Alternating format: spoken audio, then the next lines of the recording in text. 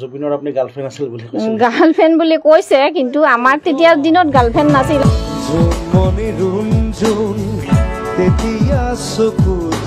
জোনমণি গগৈ আপুনি এতিয়া ক'ত থাকে নলবাৰীত থাকো পৰিটাঙত পঢ়িছিলো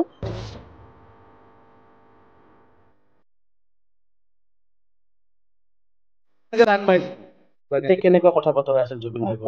তেতিয়া তেওঁতো গহীন গম্ভীৰে আছিল তামোলপুৰ মই যিখন স্কুলত পঢ়িছিলোঁ হায়াৰ ছেকেণ্ডাৰী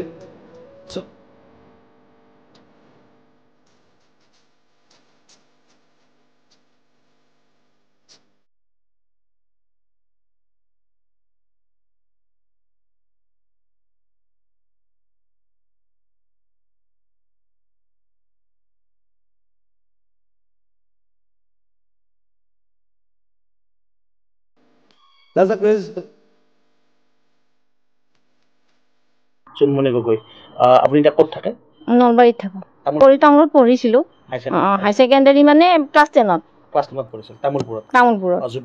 জুবিনৰ লগত জুবিনৰ আপুনি গাৰ্লফ্ৰেণ্ড আছিল বুলি কৈছে গাৰ্লফ্ৰেণ্ড বুলি কৈছে কিন্তু আমাৰ তেতিয়া দিনত গাৰ্লফ্ৰেণ্ড নাছিল আজিকালি আৰু এই নৱপ্ৰজন্মক জনোৱাৰ কাৰণে গাৰ্লফ্ৰেণ্ড শব্দটো কৈছে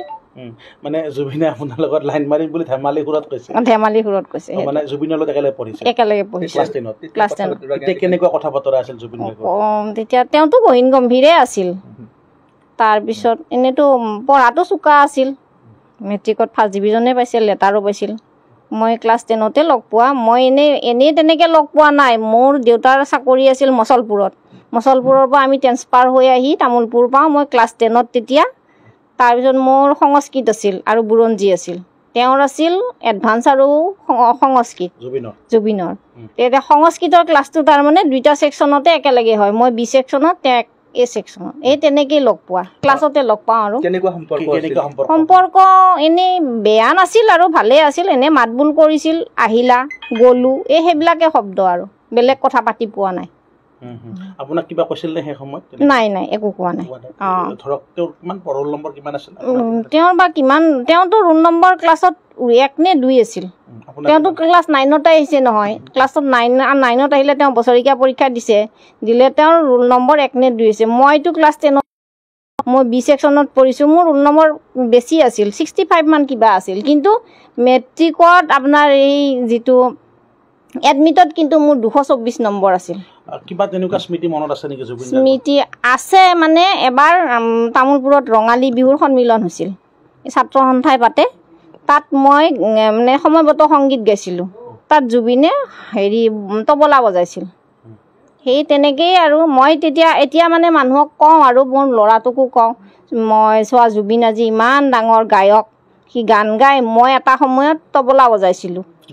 জুবিনে তবলা বজাইছিল মই সময়গত সংগীত গাইছিলোঁ কিন্তু জুবিন গায়ক হ'ল আজি মই এনেকে আছোঁ আপুনি আপোনাৰ নামত গান গোৱা বুলি তেতিয়া গম পাইছিল নে কেনেকুৱা লাগিছিল তেতিয়া গম পোৱা নাছিলোঁ মই তাৰমানে মই নিজে এনেকে চোৱা নাছিলোঁ মই কোনোবাই বোলে ফাংচনত চাই পেলাই মই তাৰমানে মই কওঁ নে ওচৰৰ মানুহবিলাকক বোলে মই জুবিনৰ লগত একেলগে পঢ়া খুৰী আপুনি জুবিনৰ লগত একেলগে পঢ়া মই বোলো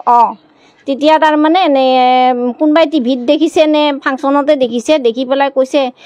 খুৰী আপোনাৰ নামত দেখোন জুবিনে গান লিখিছে এনেকৈ কয় মই কিন্তু ফাংচনত চোৱা নাই মই টিভিত চাইছোঁ টিভিত মই মানে এইবাৰ বহাগতো চাইছোঁ মই বহাগত ফাংচন চাওঁৱেই জুবিনৰ ফাংচন এতিয়া যিহেতু আপুনি ৰুণজুন এতিয়া ক'ত আছে নাজানো সেইটো নাজানো কাক বা ৰুণজুন বুলি কৈছিল মই আমাৰ ক্লাছত কিন্তু ৰুণজুন নামৰ ছোৱালী আছিল কোনোবা বেলেগ ছোৱালী কিন্তু ৰুণজুন নাছিল এতিয়া জুবিন নাই নিশ্চয়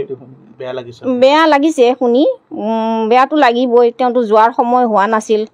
গ'ল আৰু কি কৰিব এতিয়া ধৰকচোন যোনে ষড়যন্ত্ৰ কৰি তেওঁক মাৰিলে তেওঁতো এনেই মৰা নাই ষড়যন্ত্ৰ কৰিয়ে মাৰিছে এতিয়াতো মুখ্যমন্ত্ৰীয়েতো ভাল পদক্ষেপে লৈছে